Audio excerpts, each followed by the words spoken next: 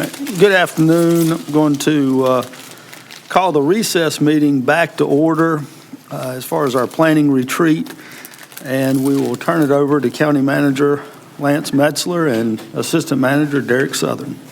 Yes, Mr. Chair, Board of Commissioners, I appreciate you all coming early today for the budget planning retreat. First of all, we have in your budget the budget calendar. It goes through what we would ask you all to look at and approve pending any type of revisions that you have.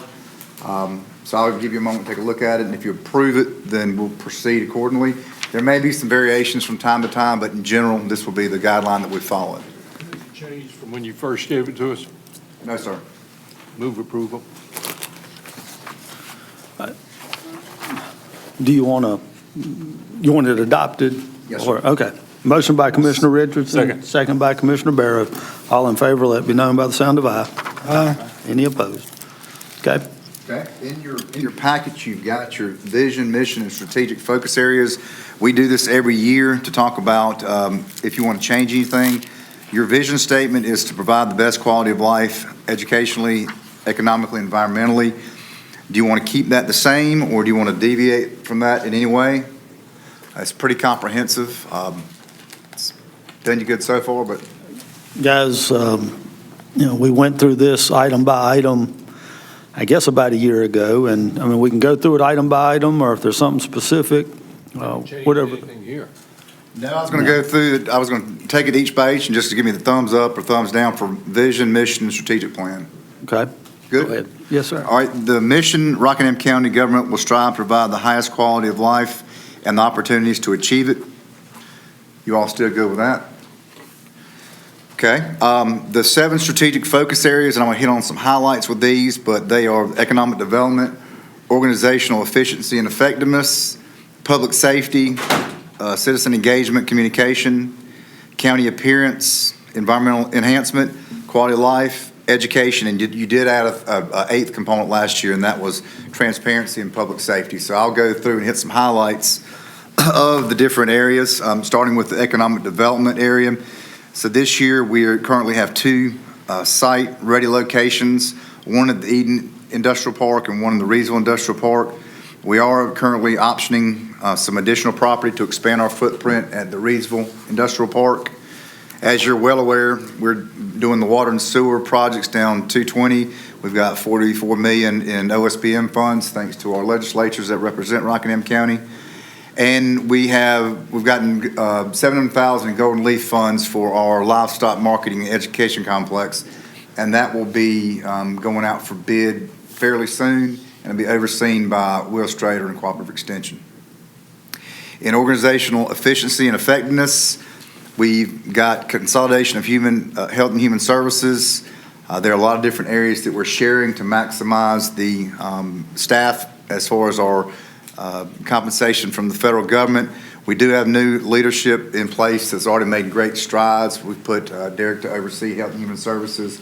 We've got an excellent person in DSS as our director, Carrie Dickerson, and Trey over at Public Health. So they're all doing a great job. They're working in concert, and I think you'll see a lot more of collaboration and consolidation efforts this upcoming year.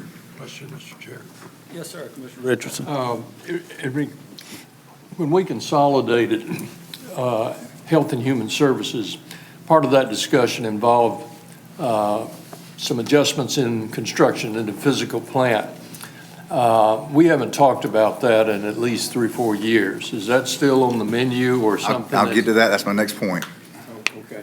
Okay, so you all had given us approval to look at the space needs analysis for governmental center, and we started looking at it, and we met with our facilities committee with Commissioner Hall, and we thought about how the growth is for us. Ideally we would want to have administration expand and all that, but we looked at it and we thought that it would be better and more advantageous for Health and Human Services to expand rather than this side expand. So we've actually reversed the request for our architects or people who are doing our space needs study to evaluate their needs. They've been growing a lot faster than obviously we have with Medicaid and these other programs that the state and federal government keep pushing down. So Commissioner Richardson, that's forthcoming. They're in the process of doing that, right, Ronnie? Yes, sir, that's correct. Yes. Okay. We are going to come to you tonight to do a needs analysis for the courthouse. It was built roughly 13 years ago, already out of space. I know that at least 3 or 4 different functions over there are requesting additional space.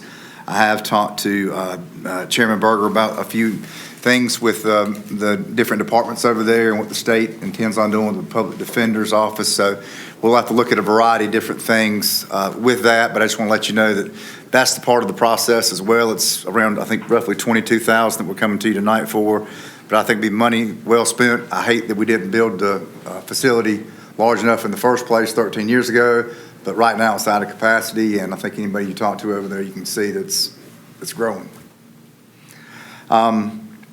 Again, with the efficiency with the organization, we are doing several software improvements. One is the human resource and payroll software. That makes it more efficient, more effective. We're also having timekeepers. When people come in, they check in on their computers. So it's actually timed in. It's going to be electronically versus handwritten. And we also are going through Athena. We're replacing Patagonia, which is the patient management program. We're going from Patagonia to Athena, which should be a lot more effective. And if you want to elaborate on any of those 3 of software, you can certainly do so. I think the key to all of those and the decisions that we went is we feel like it will be a better process flow for ourselves, or in the Patagonia world, better process flow for our patients, especially through the payment portals. So all of these were in mind of trying to increase efficiency, reduce paper workload. Okay. Public safety, jumping down to that, EMS is nearly fully staffed thanks to the EMS Academy and the compensation pay plan that you guys have done. I think we're a few down, but I think, Kate's, we're pretty close to being at full capacity. Yes, sir, that's correct. We're working on more attention on different areas. The Sheriff's Department, their detention officer recruitment has been a little difficult. Fire departments with public safety, Derek and I had a great meeting with them at their chief's meeting last month, and we look forward to working with them in a stronger capacity so that we can build a better rapport and relationship with those fire departments. Citizen engagement, we're pushing strong on media channels. As you've seen with Daniel's work, he's been doing an excellent job. We're going to start the manager's corner that the chairman and I talked about. They do commissioner updates for board meetings. We're going to refresh our website in the spring. The Citizens Academy will start back in the spring as well, and we're pushing a lot more information out on Facebook and LinkedIn. We have started Instagram page, correct, for the younger population. So those on the younger population can see the Instagram stuff. The county appearance and environmental enhancement. We are again working on the mobile home removal grant to remove blighted mobile homes. We'd gotten the funding from the state to work on the streams for to remove the debris from the streams. We need to take care of our community. Obviously, the pickup, the trash is an issue that we constantly work with, and code enforcement's working on a waste reduction grant. Quality of life, HR is encouraging departments to utilize internships this year, particularly with all the way from high school through college students.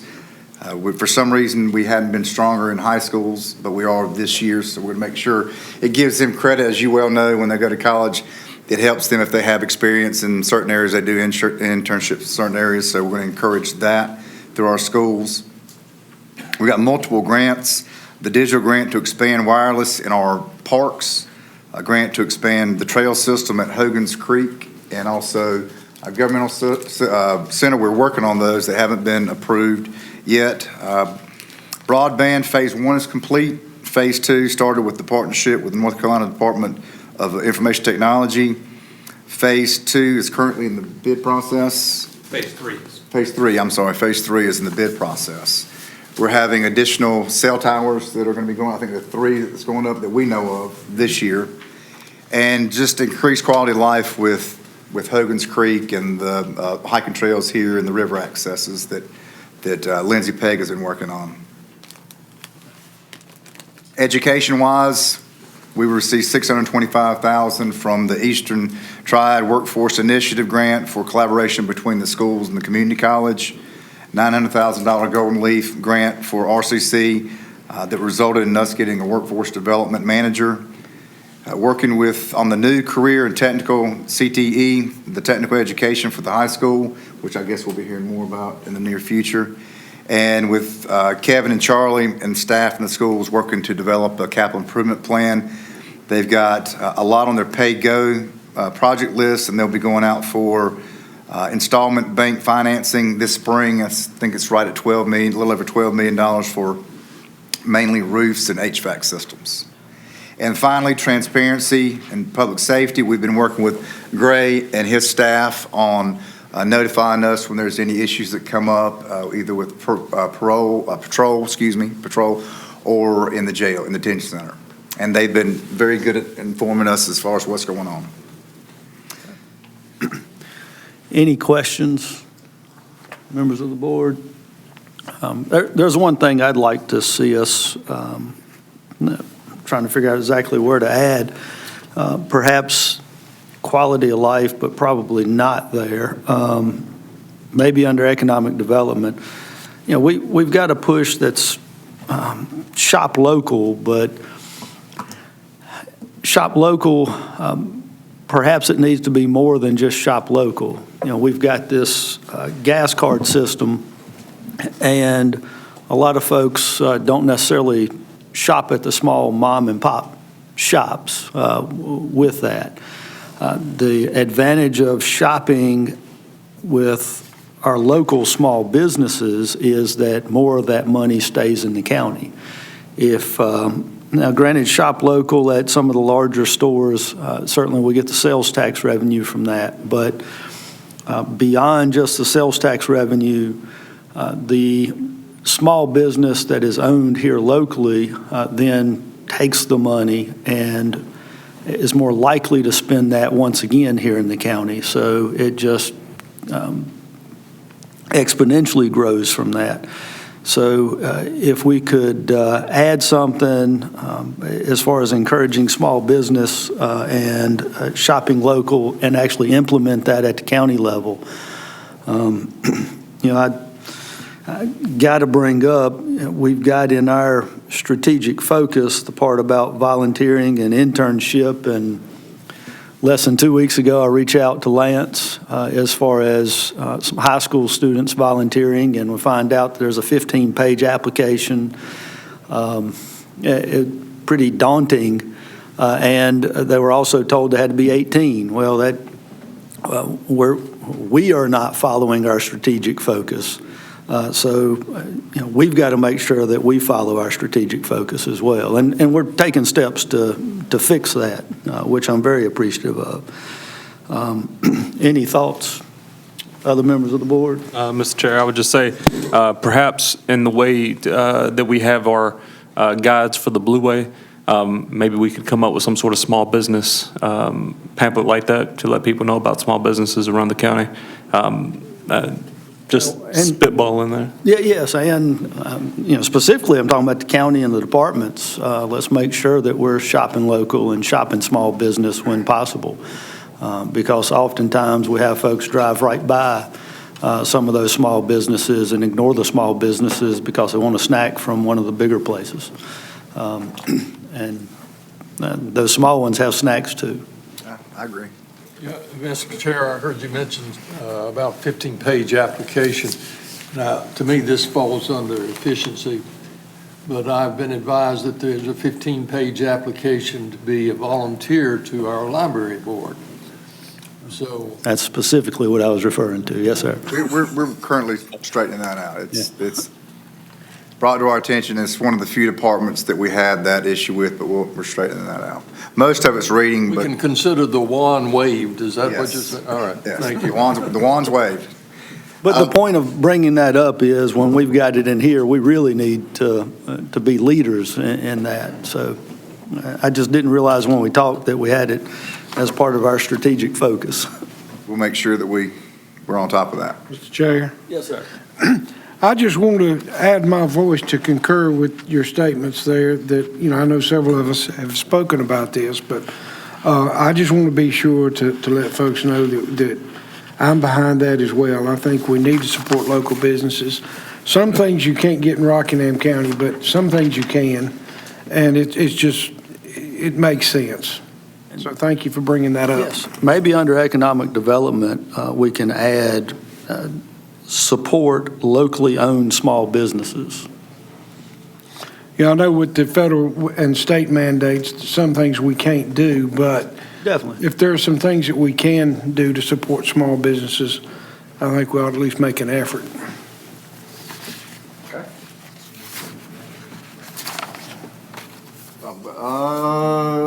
We'll just take, I mean, you don't need to vote on it, it's part of the minutes. We'll just roll with that.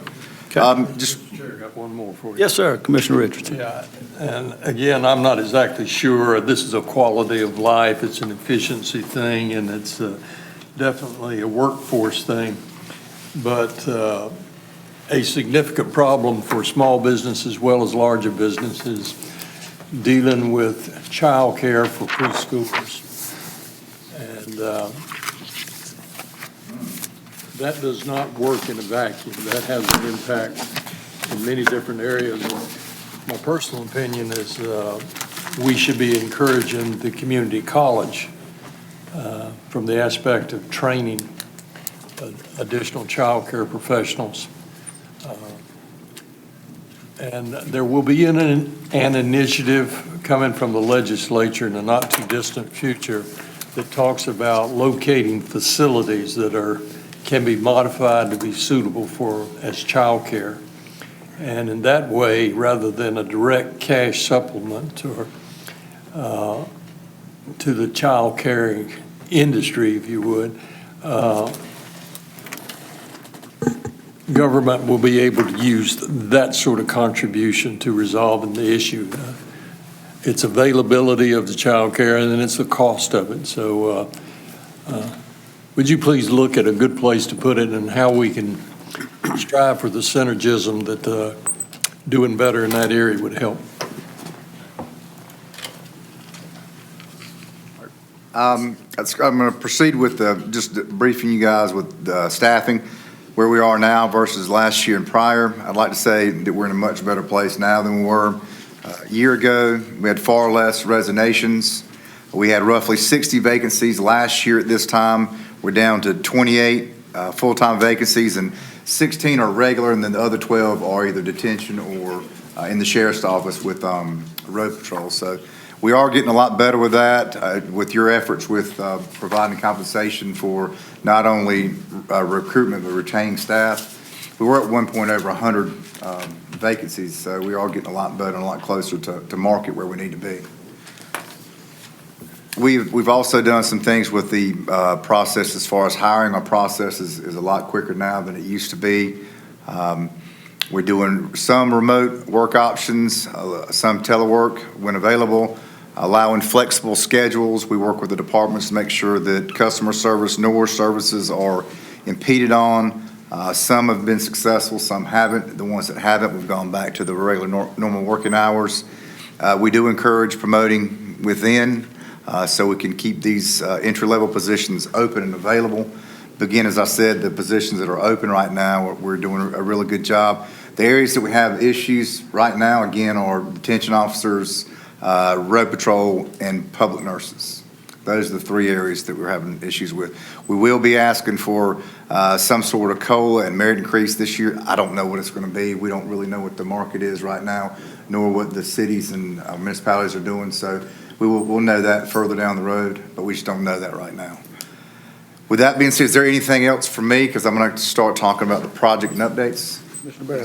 Thank you, Mr. Chairman. Lance, if you could, I've already spoken with Derek about this, but even with our strides with the pay studies that we've done, it seems like we've had some people that have fallen through the cracks, which, that's when you're dealing with as many positions as we are, these things are going to happen. But I would, as quickly as we can, even before we get to our next pay study, if we could try to remedy those employees that have been missed on that, because we do value all of our employees, so I don't want anybody to feel slighted, but we are going to work to fix that if we can. Is that correct? We're trying our best. With 660 employees, it's difficult to have a perfect system, but I think what we're trying to do is fix some of the problems, and they'll be forthcoming.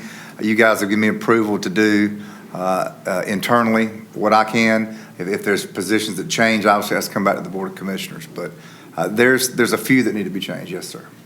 Thank you. Thank you, Mr. Chair. Thank you. That is all I have as far as my part. I'm going to bring up the others to start talking about some project updates. Is that okay, Mr. Chair? Yes, sir. Ronnie, Mr. Tate? Tate, T-A-T-E. I can't see you, sir. You want me up there? Yeah, please.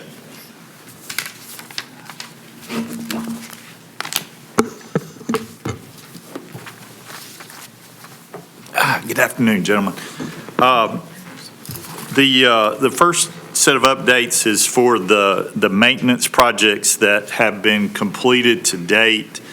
And those are the Stoneville Library and Veer Holland upgrades at those two facilities. We did some upgrades at the animal shelter for ease of handling large animals. And also the BHUC light facility. Now, it was completed in March of '24, but it is completed. The warehouse conversion to a maintenance shop, our staff will be moving over to that new location sometime in February. It is just about complete. Lance mentioned the space study plan for looking at better use of our existing space and what our needs are. And one of the other one is replacement of the chillers here at the Governmental Center and Veterans and Family Services. That started last week. The equipment had a 48-week lead time, so it just has gotten in. And so if you look out back, you can tell they've started working on that. I think those are the major ones for maintenance department.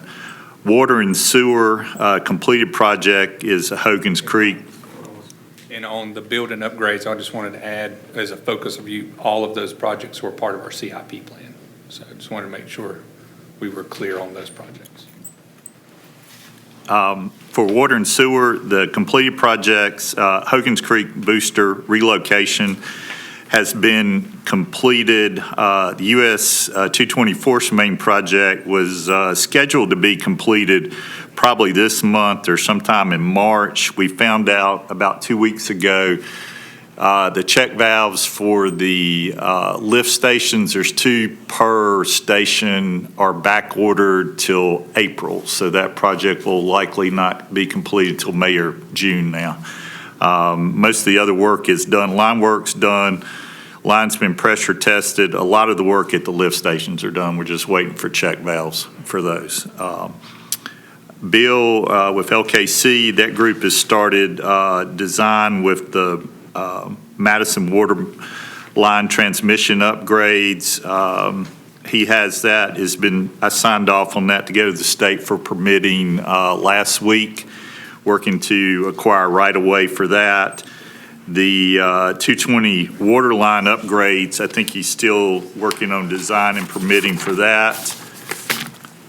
Fishing Creek Lift Station relocation project, the board approved the contractor for that, I think, at your last meeting. So we have a pre-con scheduled, I think, in the next few weeks for that. So it'll be starting. And just an update on some of the subdivisions that have connected to the utility system this year.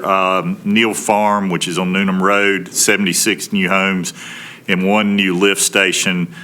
Collie Farms, 160 new homes and another lift station for that. And Jacobs Creek, Phase 1, 162 homes and a lift station. That one is starting out on Griffin Road for that. And lastly, landfill projects, Cell 5 construction. We'll begin bidding that probably sometime in the early spring for construction in late summer or fall. For that project, it's supposed to take about 8 months. It's 11-acre cell with expected lifespan of 6 to 8 years, sorry. And the landfill methane gas project with Waga Energy is still moving forward. They are proceeding with design. They are working on the design of the pipeline on the roadway. We've had meetings with DOT to talk about right-of-way acquisition or using their right-of-way for that. And so that project is moving forward with a completion date expected in summer of '26. Thank you. Commissioner Hall? Thank you, Mr. Chair. Ronnie, I was going down 220 the other day, down near the Red Birch. I saw some green pipe on the side of the road again, smaller pipe than the sewer pipe. What does that relate to?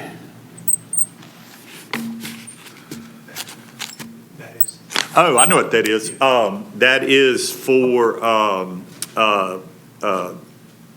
Jacobs Creek, and it is for their force main to tie into our manholes. Okay. I had to think about that one for a second. It's a lot of green pipe. I That's what it apologize. is. I Yeah. apologize for blindsiding you with that. But, I saw that construction out there, and I know Yeah. some of the public's going to be asking us about it. Yes, sir.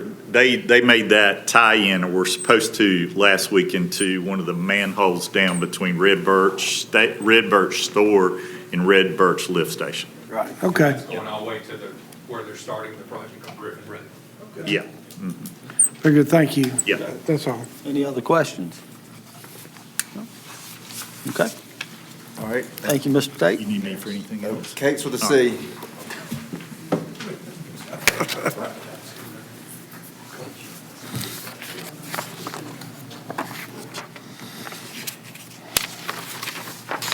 This stuff's on the bottom of page 2, fellas. Good afternoon. Gentlemen, how are you? So the two big projects on the emergency services side, one is the radio replacements. That is almost complete at this time. The radios have been received. They have been distributed. The only ones that we're still really waiting on, we have them at the 911 center, are the base station radios that go in the radio tower. We had a date for them to come in and do the install, and one of their key people from the Winston-Salem shop retired. So I think that put them behind a little bit, but it's on their schedule. I would say it's on their schedule. That we don't have a date right now, but it is on their radar to come in and do it. That's the only other thing that's got to be replaced. There may be some slight programming things that need to be done countywide to adjust a few radios, but overall, everyone has radios, and everything's working fine on that at this time. Yes, sir. Commissioner Barrow. Thank you, Mr. Chair. Mr. Cates, just for the benefit of the public, for those who aren't familiar with the radio situation, could you give an explanation on why we're doing the radios, and are we going to complete this project in time for the cutoff date on the switchover? Yes, the reason we're doing it, the state, we operate off the state Viper radio system, and they did an upgrade to allow, it's a lot of radio terminology, but in essence, what it does, it allows more radio users on each tower. It broadens the entire system. It's what they've done. They're migrating from what they call FDMA, which is frequency division multiple access. They're going to time division multiple access. All the radios had to be upgraded. There were some radios on the market that were upgradable. We, however, we did not have those radios. So that's why we were forced, and a lot of counties were forced to do an upgrade. So it was pushed by the state. The cutoff date, or the go live date with the new technology, is July 1 of '25, and we certainly are on target to make that date. Thank you, Mr. Cates. Thank you, Mr. Chair. Any other questions? Okay. I'm going to go with I'll go back to, I'm sorry. You want to do that, or? Sure, yeah, go on. EMS base renovations, the Eden base and the Reedsville base are currently under renovation. You all passed the funds to do that in one of your prior meetings. Ronnie has worked with the contract company. The contracts have been signed. There was a pre-contract meeting held on the 28th of this month to talk about exactly how the project's going to roll out. So that should be starting within the coming weeks to get these two bases updated. Yes, sir. Commissioner Barrow. Thank you, Mr. Chair. Derek, would you mind just giving a little update on how we were able to get these done now with some of the work that you've done for us on the budget? That is correct. So on these two EMS projects, one was scheduled to be this year and one was a future year.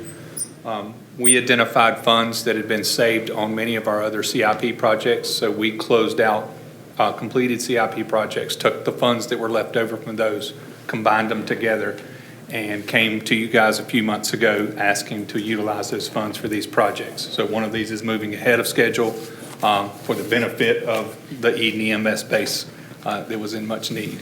So this was not taken from any existing future funds. This was funds saved from current projects that we have. Thank you, Derek. Thank you, Mr. Chair. Commissioner Richardson. Yeah, Mr. Director, when I visit the fire departments, they all talk about the impact on their budget that these radios are going to have. And I heard you mention in your conversation about the old radios weren't modifiable. Is that being dealt with in the new radio procurement, that their service life is going to be as long as we could possibly hope for? And your assessment of the impact on the fire department's budgets? It does have a strong impact on fire department budgets. As far as the life expectancy of these radios, the ones we currently have are about 15 years old. We can only hope for that.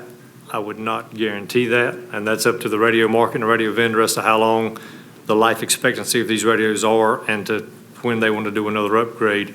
The upgrade was needed to put more users because there's so many more users on the radio system at this time, but it did impact fire departments. There's different vendors out there. A lot of fire departments had gone with different vendors to procure their radios. It did impact them, but everybody on the fire side is up to par with their radios at this point. Any other questions? Yes. Yes, sir. Commissioner Kellum. Thank you, Mr. Chair. You said in July we was going to transfer over to the new signal. What would happen if we didn't make that date? The old radios will cut off. They will not work on the old system. They've already put a cutoff date where you could not put any old radios on the system. You have to get an ID to get a radio on the system, and they stopped giving out IDs to put old radios on the system. And effective July 1, if you have an old radio on the system and it is not TDMA compliant, it will not work on the new system. So when you get up that morning to key to mic, you won't be able to talk to anybody. Okay. Thank you, Mr. Chair. All right, thank you. Yes, sir. Thank you. Thank you. Okay. Sheriff's Department, Gray. I'm gonna come back to Derek because I want him to expand on some more, but Gray, Jennifer, you.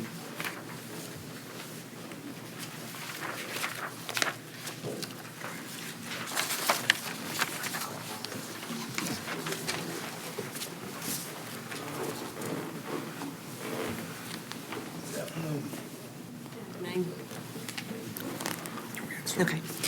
So with our project updates, I think it all basically was for the jail, some of the projects that we've had there. We have completed the shower repairs of 33 stalls, and that included cleaning, grinding, priming, painting, caulking, all the stalls. So that is complete. They are being used at this time. We had another project that we are trying to work on. It's the door replacements, 13 doors on the mezzanine level of H-Pod in our detention facility. We've had some difficulty finding a vendor. One of the vendors that we have been working with, we're having difficulties getting quotes. We do have another vendor. Tammy Nichols in IT has been working very closely with us and trying to reach out and find a vendor. We do have one scheduled. I believe it'll be about a week from now that's coming to tour the facility and give us a quote on those 13 doors that we budgeted for this current fiscal year to fix. And the other thing is our working with Southern Health Partners with our MAP program, establishing the medical assisted treatment program. We have added 24/7 medical coverage now that we do have with our nurses. With an overlap, we have the 24/7 coverage, and then we do have an overlap coverage from, I believe, 8 to 3. Is that correct, Colonel? So that's going well with our actual MAP program scheduled to start was February the 1st. And I'm going to let the Colonel maybe speak to that a little further, but where we are in regard to that. Yes, we are up and running as of February 1st. Everything is in place. Daymark, Public Health for follow-up wraparound services. We currently do not have anyone who has come in that has fit the needs for it yet, but we're prepared and ready. VIA came in, provided some of the Narcan that will be given to people when they leave. So everybody's pretty much contributed to try to get this going, and the care packages that the inmates will receive when they leave as well. Okay. Yes, sir, Commissioner Barrett. Thank you, Mr. Chair. So I just want to let everybody know how much I appreciate Colonel Gray, and thank you, because I know that I have worried him to death over the last 6 months about this, and he's been a good support about it. And I'm sure sometimes he's probably got frustrated, but thank you very much. It means a lot to me and a lot to us that you guys have got this up and running, so I appreciate you. Thank you. Thank you, and thank the board for the support. Where are we as far as painting the cells? We are about a third of the way through. One entire block was done, and then as the numbers go up, it's harder to get it done. We're back in Superior Court in session right now, so the numbers are high, and as they come available, we're getting them painted, so about a third of the way. And if I may add with that, it was a cost savings for us to be able just to internally move the inmates around versus having to ship them to another facility. The cost was exorbitant to do that, so this is why it's taken a little longer with trying to do it internal, so we don't have to pay that extra amount to have another agency house them. And as far as the other issues that have been reported on the jail inspections that happen twice a year, where are we on making sure those things are rectified? Yes, and we're still doing the daily stuff. We have the week plan with Ronnie and his group to come in, so they'll bring the lift in to fix any lights that need to be done. But that's, those things are stuff we check every day. So the lights, we obviously don't have the equipment to fix. That's the biggest thing. The pump was taken out. That's been gigged each year. That hasn't worked since it was put in. So that's been taken out. The fire alarm issues Yes, and, there was no, the only issue with the alarm in the last inspection, they were actually there working on it. So when the inspector came in to check it, it was in test mode because he was working on it. As soon as he left, it went back up to, it was normal. We emailed him a picture of that. He was fine with it.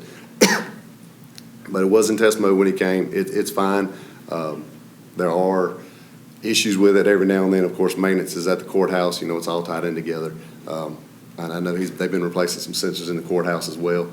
So anytime something's brought up on that, we bring it to maintenance's attention and they're fixing it. okay, and the sprinkler heads as well. We don't have any that are down right now. All good and got Yes, sir. complying with the fire code and having some in reserve as well, right? Okay, all right. Yes, sir, Commissioner Richardson. Yeah, yes, for Colonel Smith there. One of the big motivations, incentives that we had to develop this BHUC was to reduce the burden on the Sheriff's Department, i.e. arrestees that needed treatment, and you ended up having folks tied up at the emergency room or elsewhere. Has this come to pass or not? We still have people tied up with our commitments. The most of the commitments we deal with from the sheriff's office side, from the PD side, are involuntary commitments, where people go out and take these papers out. We have to serve them, take them to hospitals. Those don't go to the BHUC. The BHUC is for people who walk in voluntarily who are seeking treatment. Now, those beds that they have there and the people they're treating, does it possibly keep them from getting to the point that another relative is going to take out a paper or they're calling 911 for us to come get them? Sure, I'm sure it does. But as far, we don't take patients directly to there. If we're to the point we're dealing with them where they've called 911 or papers taken out, we're going to the hospital with them. I'm not understanding that. I got a question. Commissioner Hall. And I'll ask Captain Brown. You said that we're about a third done with painting. When do you anticipate having that done? I know you can't be 100%, but kind of just to get an idea when you guys think you'll be done. Looking at, once Superior Week and all that is over, the numbers should go down at that point. I would think with spring coming on, we should be finished by the spring, which is, if we've got 1/3 now, I would say March, April.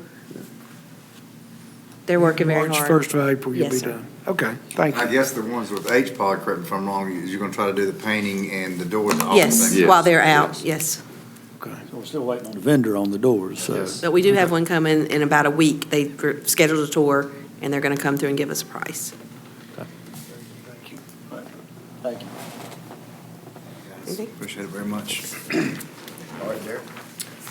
One final follow-up for them, the shower repairs and the door repairs is a multi-year process on some of, they have a list of things that they submitted in the CIP that we broke apart in 3 years.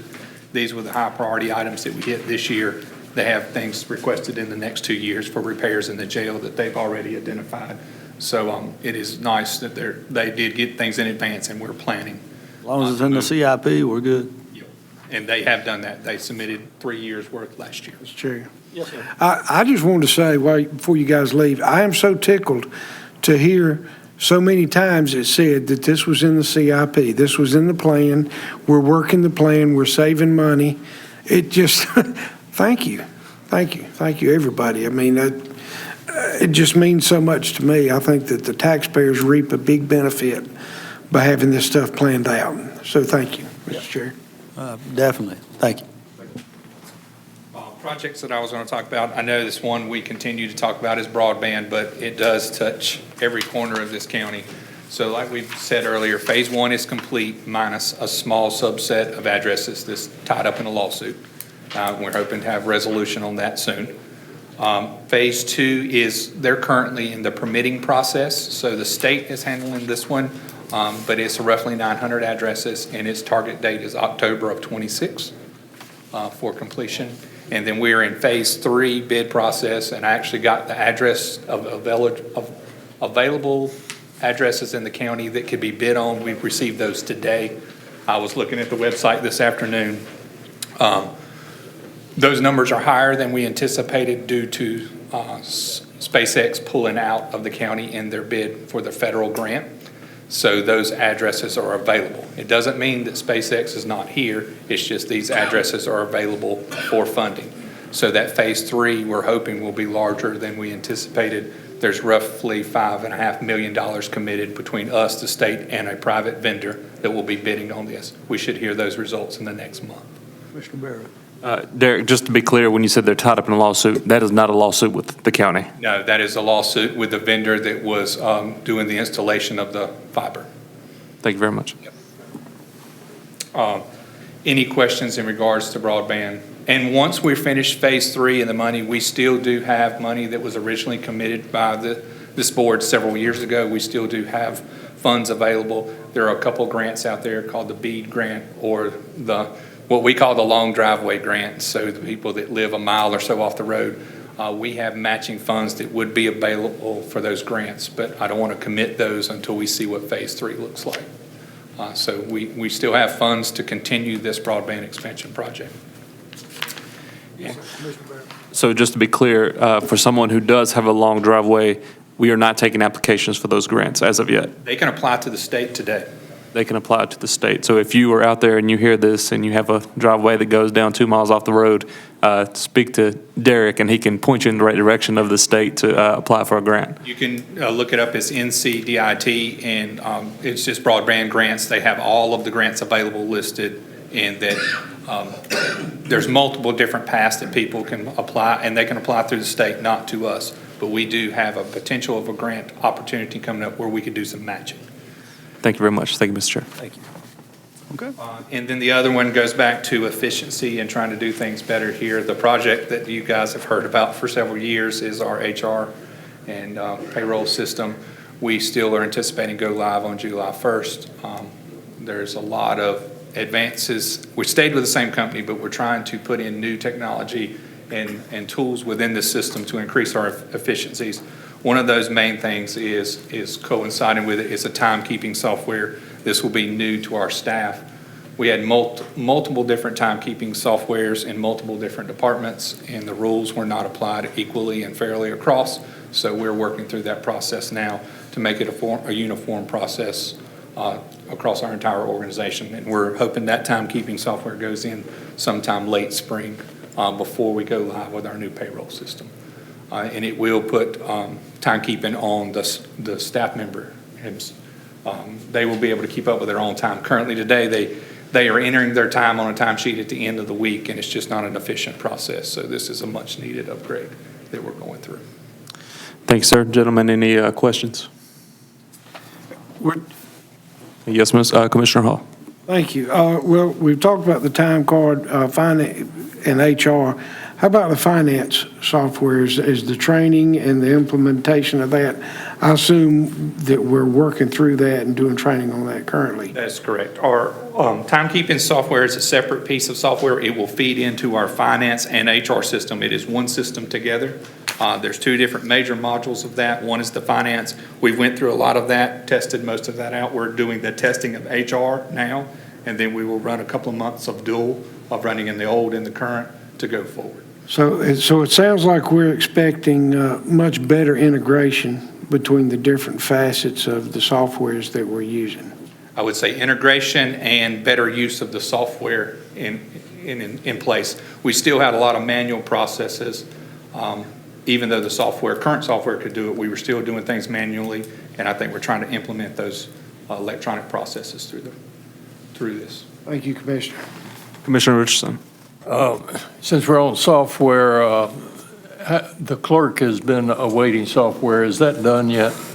She is in phase one of the software. Our current agendas are being done through the software. HHS is in phase one as well.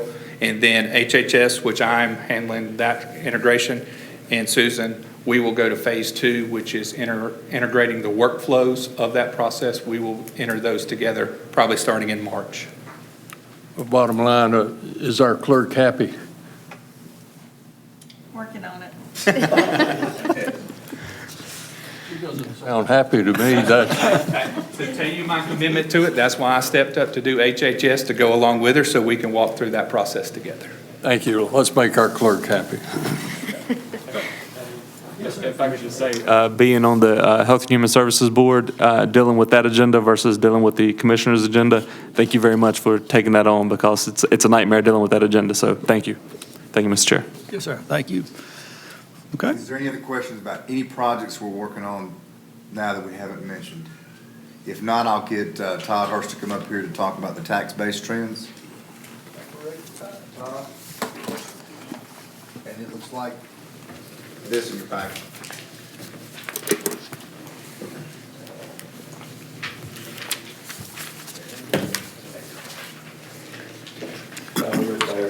My voice, I about lost it. Mr. Meltzer called me today, and I was like, I said, "Are you okay?" He's getting sliding on over. I know, well, that stuff's rough. Anyway,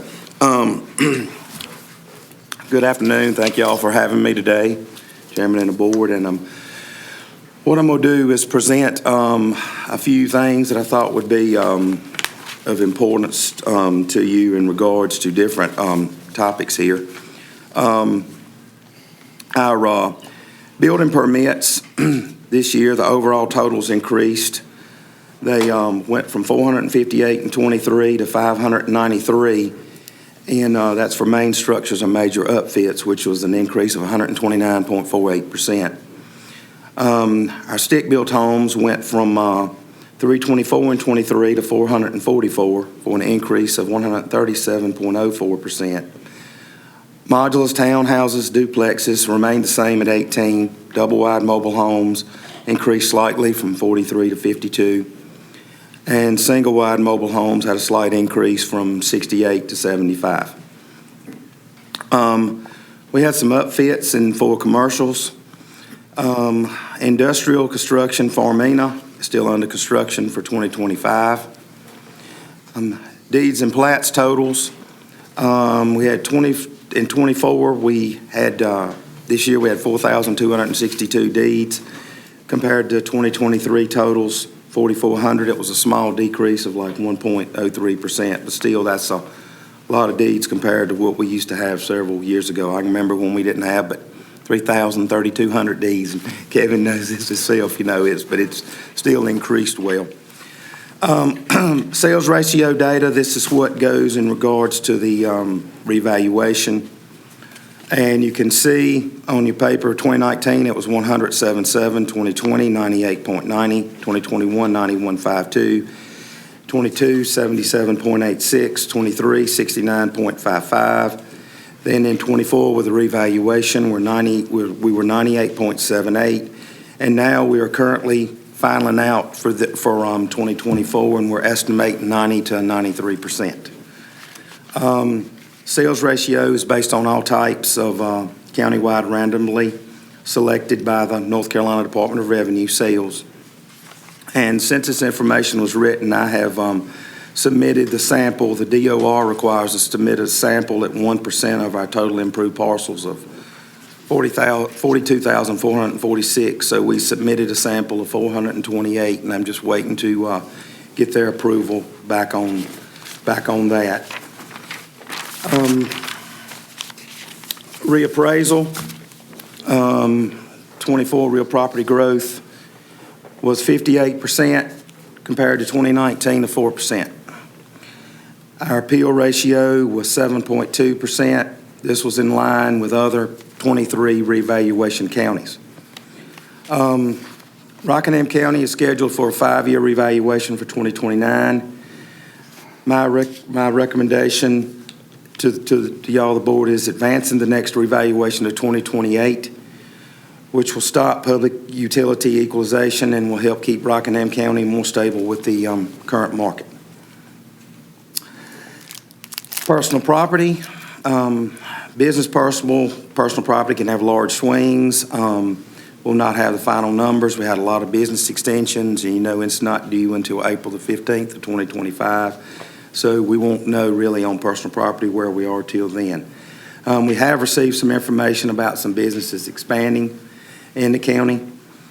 And, of course, major industrial changes and closes. Purina, due to the Brownsfield exclusion and possible reduction in CIP, which what CIP is construction in progress, which means that it's not depreciated now. That if the equipment goes into use, it will be depreciated, so that could affect our personal property.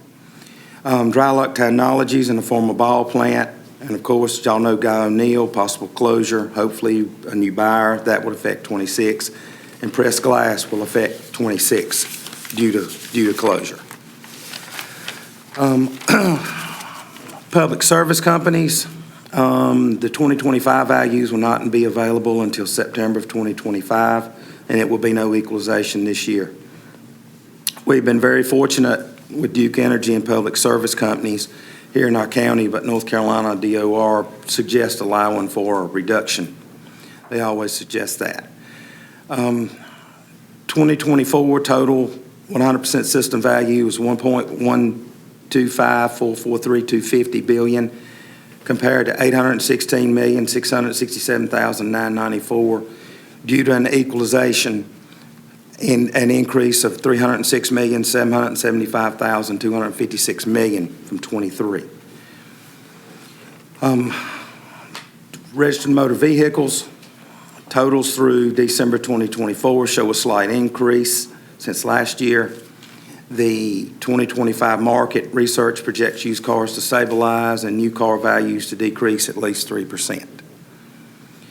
In our collections area, 2023 to 2024 collection percentage was 98.58.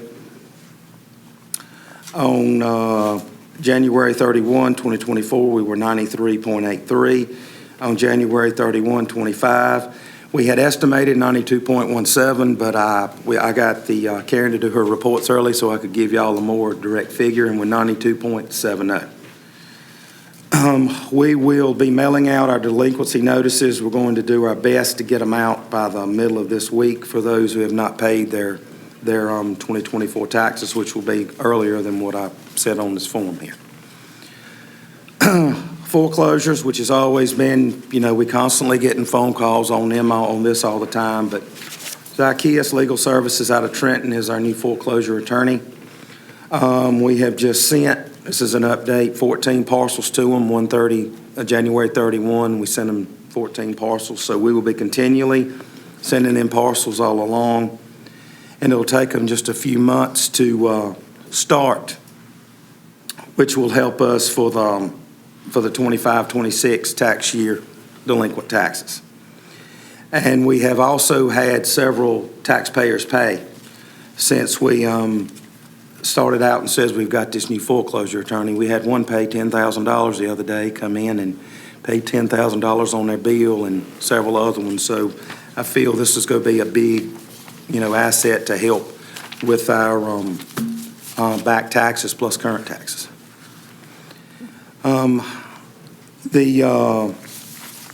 In summary here, real property projections, for increase, it'll be better finalized out by March 31 of '25. We're scheduled for a 5-year reval in 2029. Again, my recommendation is just advancing to a 2028 4-year revaluation cycle. And public utilities won't be available until September 25. Registered motor vehicles show stable, but possibly a small decrease, and collection percentages remain consistent with the previous year. One reason, too, the more tax base, as y'all know, the more we have to collect to get there. So we're working very hard. They're doing a good job down there, and we'll do our best to keep the percentage where it was last year. Okay. Commissioner Richardson. Thank you. Todd, it certainly looks like a tidy package, and I know going down to your shop that it's very busy and there are many increments. One of the questions I get a lot is from the previous reappraisal, how much did values go up? And I saw a figure of 58% overall. What was the range within our county of reevaluations? It can vary from area to area with the increase. My point exactly. How much did it vary? Well, overall, real property went, it was $5,607,541,472, 23-24 to $8,932,998. So each area, they all increased, but it's always hard to say, Commissioner Richardson, on how much each area did, because we have over 500 neighborhoods in the county, and each one could increase a little different than the other in there. Yeah, we were agreed. I wasn't looking for the nth degree. I know, for example, as we monitored this during the progress of the reeval, the southern part of the county and the western part of the county were seeing larger increases in their evaluations, and particularly the Northeast did not. So it's a matter for public information if people wanting to know as a whole who went up a lot, and it doesn't have to be a specific area. But I understand what you're telling me. Thank you. Commissioner Barrow. Todd, for the benefit of the public, I know that with this last reeval that we just did, that was forced on us because of our numbers getting out of whack. What was our previous schedule that we had normally been doing? You said that you're recommending 4, we're doing 5, but what was it prior to this one that we just did? 8 year. So whether we do 5 or whether we do 4, it'll still be a shorter reevaluation cycle than the previous cycle. Thank you very much. The only, the reason the sales percentage affects it, if it's below 85 or above 115, the state mandates you to do one the third year after. What affects it is once that sales percentage goes below 90, we lose public utility. So, and that's why that's why this year, y'all had voted to advance it, and we would have lost that again this year. Well, last year, and if we hadn't have done a revaluation last year.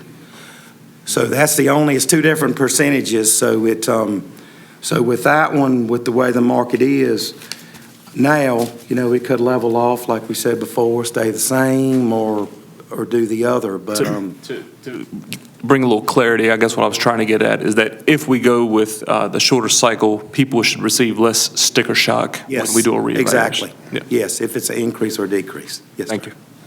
Okay. And go ahead. I want to ask a clarification.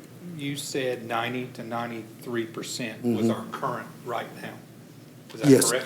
we are filing it out. It's going to be within that range. And we start losing public utilities at 90%? Yes, but you won't lose them till after the 4th year. So if y'all vote on change it to a 4-year revow, we won't lose it. That's why I want, thank you. Yeah, yes, sir. Yes, sir. You know, so basically, the numbers you're seeing based on the current rate, you're seeing a ratio in the low 90s at this point. But that's consistent with what we saw, I guess, in '21. It just really hit us in '22, '23. Is that right?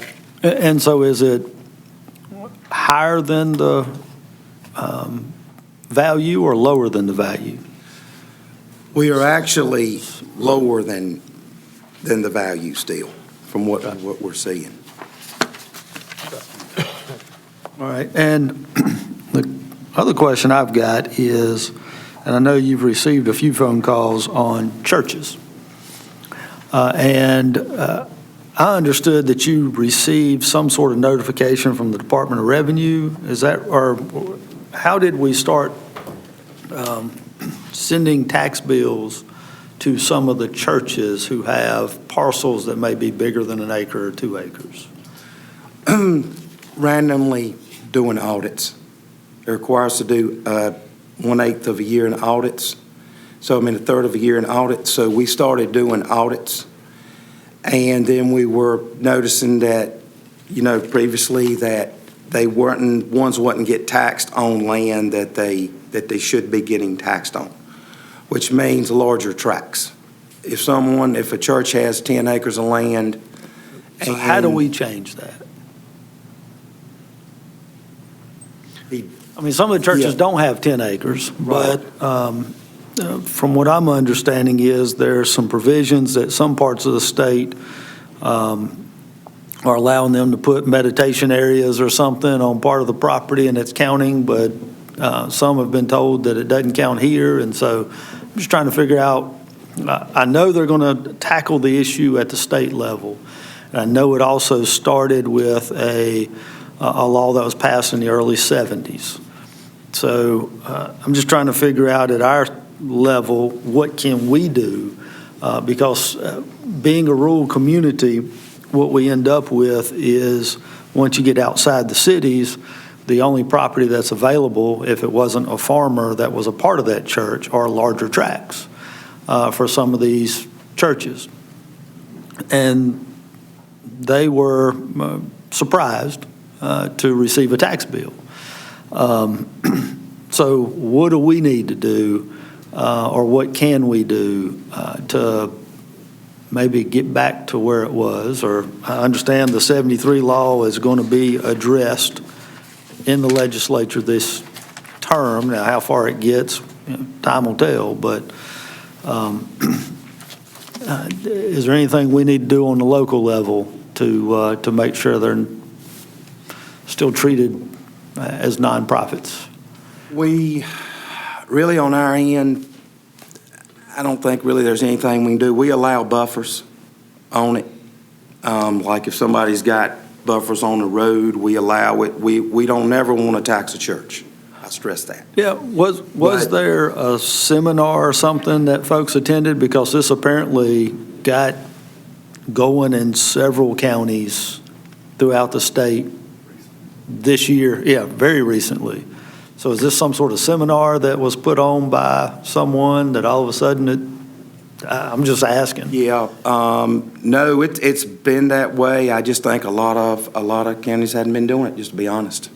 They hadn't been doing it, and then they stressed to us, as Doug Huffman does at Department of Revenue, if they're not using it unless it's special restricted. We had one the other day, for example, Mr. Messler sent me. And I got with the School of Government attorney on it. And so then we restricted it. Just an example, it was Yeah. 10 acres, and just say 2 acres was used for a cemetery. And the other 8 acres was not identified as any use. And I think what Right. Chris said was that other 8 acres is valued differently. It's certainly not taxed, but it's taxed at a different rate, correct? I restricted it at 50% because it couldn't be sold to anybody, an individual. Is there anything that these five up here can do as far as to change that, or is that something state? I don't know the answer. It's in the statute. I'd have to do some research on that. I mean, it's all in the statute, though. I mean, we can stop doing it. I mean, but it's in the, it's in the statute, and also I'm just trying to go by what the law says, if they don't use it, it's taxable, and that's what the DOR stresses to us, Yeah, we can get some research done on that and see what we can do. So, okay. Yes, sir. Yes, sir. Commissioner Hall. Todd, when is the final date you'd have to have a decision from this board about it, whether we do the 5-year or the 4-year cycle? I would say May, probably May. Of this year? Yes, Okay. of this year. All right. A sample don't have to be sent to them until September 1, but the sample is not stating that we have to do what they tell us, since we just did a full list and measure and paid for that. My suggestion, me and Mr. Mussel's talk, would be to look at doing a hybrid, which would be drive-by desktop. Yeah, we had talked about, since we did the full-blown audit this year, that we could go to the less restrictive, and then the next time step it up. Yes. Okay. But that's still about a 3-year window, even with the less intensive? I talked to Mr. Piner about that. He said that it should not take as long to do that one as it did this one. I was thinking maybe starting it, if we did that, starting at the first of next year. With that, just what it is with the land and all, where we have so much land, it takes a while to price it. Mm-hmm. Okay. So, and they look at our sales and all to make sure that we have it at that value. So, and he said he would get back, so I can speak with him again to clarify that. Please get back to Lance, and Okay. he'll let us know. Okay. Thank you. Thank you, Mr. Chair. Thank you. Yes, sir, Commissioner. Todd, first of all, I'd like to say I appreciate what all you and your department's been doing. I know you've been real busy. And you talked about if we stay into a 4-year revalve, that the utility monies would not go away. Do you know how much that would be, just for the public's knowledge, that we would retain? Oh, it was, we went from $300 million value, and that was based off of, from this year to 2023, from the 1.125 billion to the 800 and some billion. And it just depends on, that amount could increase or decrease. So this last year, for an example, I think we lost $1.5 million in tax revenue, which equates now to a little over a penny value. And two, we didn't, the sales percentage, the percentage is different. So the ratio for the state sales percentage is different than the ratio for the public utility. So we actually was 75.02% for the public utility, and for the state ratio was like 69.55. So we didn't lose as much money there as we could have, but still it's a loss, and it takes a lot of less stress off, I think, especially for the public with a change, because the public wasn't used to a change like this one. I've never seen it since I've been here either. This was massive for our county. Right, well, and Yeah. we didn't have folks in the information position that we do now, and we had a lot of misinformation being spilled by folks that love to do that. Yes. So, yeah, hopefully, moving forward, we'll better equipped to tackle all those false narratives, so. Yes. Anything else, Mr. Hurst? Nope. Thank you, buddy. Thank y'all. Thank y'all. Thank you, sir. Okay, next, we have Mandy McGee, our finance director, to go over her financial forecast. And by the way, it looks like that sheet right there.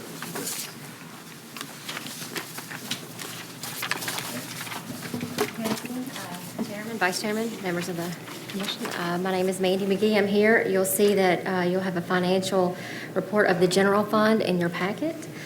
The general fund financial forecast is categorized in salary and benefits and operating budget lines.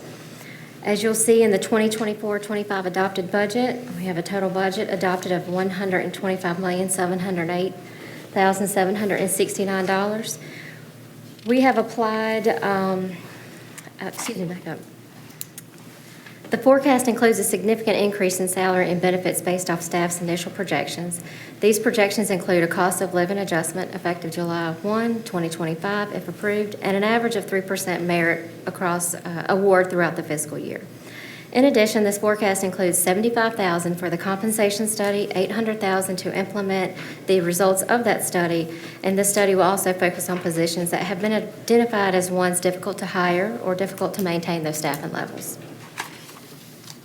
Moving on down into the operating expenditures, based on the December 2024 Consumer Price Index, the CPI, an average of 3.1% increase has been applied to the operating expenditures, which you see in the projection column of 2025 and 26.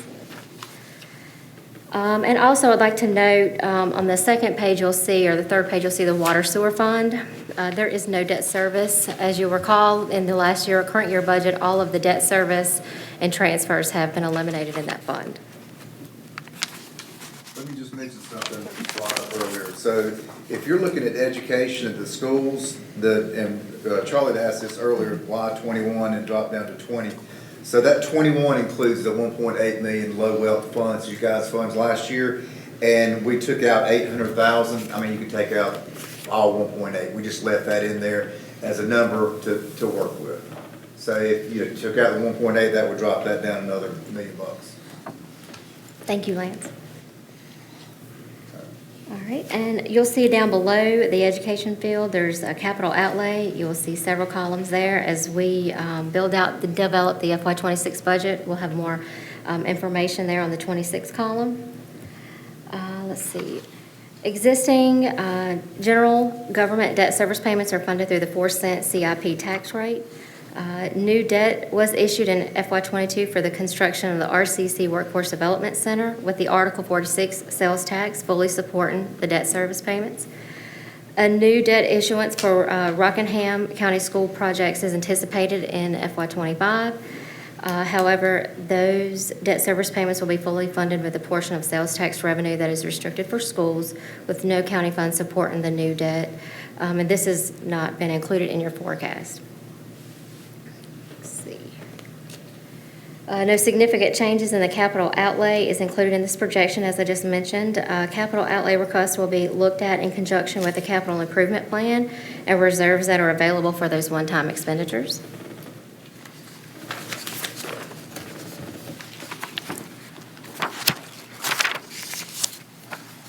Moving into, I think we were just talking about some of the school expenses. This projection includes the same level of funding with the exception of the $800,000 low wealth adjustment that was made. This is just preliminary. The Article 46 local option sales tax is projected to be around $3 million in FY26, with $1,770,710 covering the FY25 RCC Workforce Development debt service payments. The remainder is remitted directly to RCC and subject to board approval. Moving on down on the revenue side, property tax values is based on growth trends for real property 2.0, personal property at 5.0, motor vehicles at 5.5, and public utilities at 2.0. The FY26 billed values for the public utilities were decreased with the legal requirement still, I think that was in FY25, to those ratios with a certain percentages. Due to the reevaluation effective in the FY25 tax billing period, the equalization reduction will no longer apply. That 2% growth for the public utility will be applied after eliminating that equalization adjustments. Tax collection rates for the ad valorem tax and motor vehicle tax have been applied at 98.58% and 99% respectively. Let's see. Revenue estimate is the balance of revenue needed after all the above expenditure assumptions have been calculated and other revenue adjustments have been made. Once the amount of revenue needed is determined and the tax base estimated, then the calculation of the tax rate is performed. The tax rate increase estimated a 3-cent cent is projected in this forecast. Moving on down into other sales tax categories. Sales tax makes up the majority of this category. Article 39, 40, 42, 44, and 46. Due to the various formulas in this calculation of each article, restrictions placed on certain articles for school capital needs and the requirement of the county to hold the cities harmless. At that time, the sales tax revenue reduced, with the state picked up the county Medicaid cost, projecting a flat rate of change to the category if not possible. The month-to-month distributions of the articles sales tax is kept, and the trend over the most recent 12 months is projected to be out of the remainder of the fiscal year, and the assumption is made that that trend will be over the next 12 months into the next fiscal year. So we monitor those, the budget. Let's see.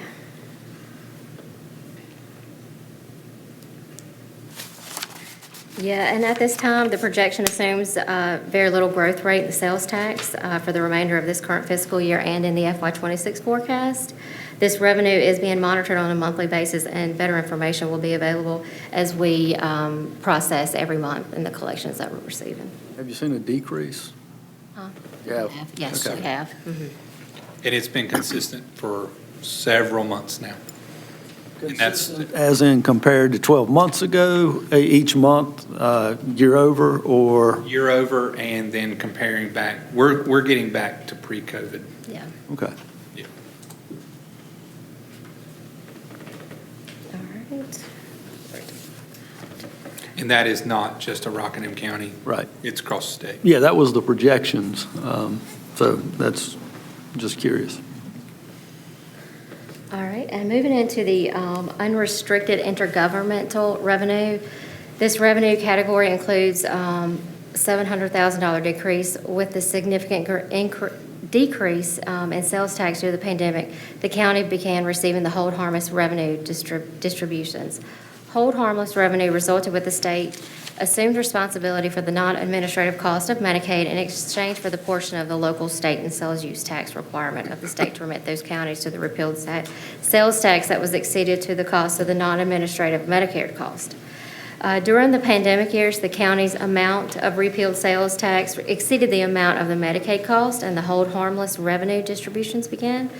Forecasting a lower growth rate in the sales tax along with projecting a higher rate in the Medicaid, this forecast does include a decrease in the hold harmless revenue in the FY26, and that's something that we're also monitoring.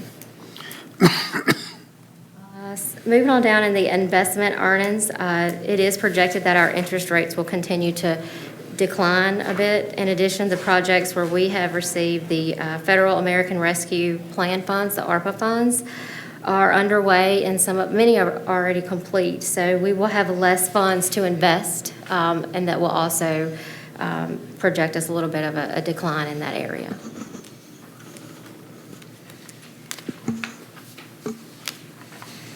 Let's see. Included is also the water sewer fund.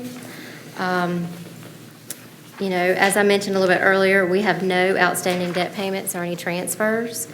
So what you see there is just, you know, the operating salaries and expenditures and revenues. And down below that is just a little snapshot of the landfill fund at that time.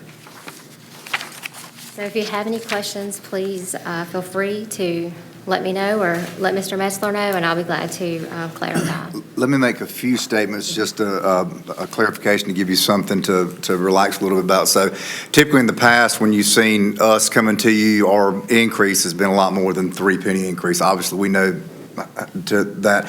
So right now, it's only 3 pennies. And in that included, if you look at the fund balance appropriated, we didn't budget any fund balance. Typically, we budgeted $2.5 to $4 million gap, which we didn't budget. So feel comfortable that we're going to do the best we can to bring you guys a solid budget. You know, in the past, we've had double digits in the millions. This year, you've only got a $7.1 million deficit between the revenues and expenditures. So feel good and rest assured that we will make sure you guys have a quality budget to consider for this upcoming year. Commissioner Barrow. Just to clarify, when you were talking about the Medicaid hold harmless, that was sort of a rarity for us to be able to collect those funds. I mean, that was due to the increased sales tax during the pandemic. So for us to say we're not looking at that, that's not unusual. That's more along historically where it's been. Correct. And also, this probably was a better question for Todd, but I think he said that at this point, we've collected about between 92 and 93% on the ad valorem. I know that we typically get around 98. Does it usually take for the delinquency notices to be sent out to get that last 5%, or are we behind this year? I was looking at that while he was presenting, so I don't want to be the expert in it, but it does appear that we are behind where we were last year on collection rate by 1%. Yeah, Scott, right here, 98.58. Again, probably a better question for Todd, but do we anticipate that we're going to reach that percentage? I'll find that for you. Okay. Thank you very much. Thank you, Mr. Chair. Thank you. Okay. Oh, the most important part is you all give us direction as far, I'd like to say that's the end of the story, but you all give us direction as far as where you want us to take this budget. Well, gentlemen, I'll just open the floor up for discussion. All right. Mr. Chair. Yes, sir, Commissioner Hall. Lance, I appreciate your statement, and to boil it down, I think simply, what I heard you say is although our finance director came up with a 3.01 cent increase, you're going to do your best to lower that and not have that much of a tax increase. Yes, sir. Thank you. Yes, sir. Yeah, do the best you can, and just encourage the departments to be as conservative as they can. I know we're still struggling, things are still tight, but it's tight for the general population as well. Thank you. I agree 100%. And this report here, what you got is at a 30,000-foot level. I mean, we'll get it down to, 10 feet. It's just really way off. I have faith in you that you'll do that. You've got a good team, but it's incumbent upon me to say it. Yes, sir. Yes, sir, Commissioner Barrow. I would just like to reiterate Charlie's point. I would really love for us to not have a tax increase this year. Yes, so, sir. And if we could lower it, that'd be even better. But we will work very diligently. Thank you very much. And I guess I should have asked it earlier, but what's our forecast as far as insurance? That was something that hit us after the budget was adopted last year. It cost us a ton of money, cost us more money. I mean, it's not a single year issue. So We're not sure yet. I mean, we're okay. waiting for those numbers to come in. We'll start getting those in probably later February, early March, but travelers may take us back, they may not. If it's another year, then it's going to be costing us a lot more like it did this past year. And I just don't know the answer. Okay. We'll find out. Yes. Yes, sir, Commissioner Richardson. You probably covered this, but what I'm remembering is the difference between expenditures and revenues was 7 million. Yes, currently. So all else there, we would lose 7 million in fund balance. We would go down 7 million in fund balance. Well, that's just the difference right now that we project between the revenues and expenditures, not having an increase, which we don't anticipate. Again, those numbers have been a lot larger in the past. Okay. We'll bring it down. So the 3 cents. Don't worry. We'll handle it. This is just giving you a picture. I've heard this, Hey, 13 years your taxes have not increased. You remembered Alfred E. Newman by any chance? The guy said, "Don't worry, me worry." Trust me, I'm the government. And you're here to help. Yes, sir. Well, I think it's a figure that we should be looking at continuously throughout the year in any event. And fortunately, I've worked in several other municipalities and counties, and fortunately with this staff, I've seen counties, departments that spend, and they spend to the very nth, to the 0% at the end of the year. I can tell you our staff does not. They take it seriously. They budget very fiscally responsible, and they spend responsibly. Philosophically, what I hear, and I personally adhere to, is I don't mind paying the tax. I do mind wasting the tax. We're in agreement, 100%. criticized for what we're spending on this year, so. Do I have a motion to adjourn? I don't believe there's anything else. Motion by Commissioner Hall. Second. Second by Commissioner Barrow. All in favor, let it be known by the sound of aye. Aye.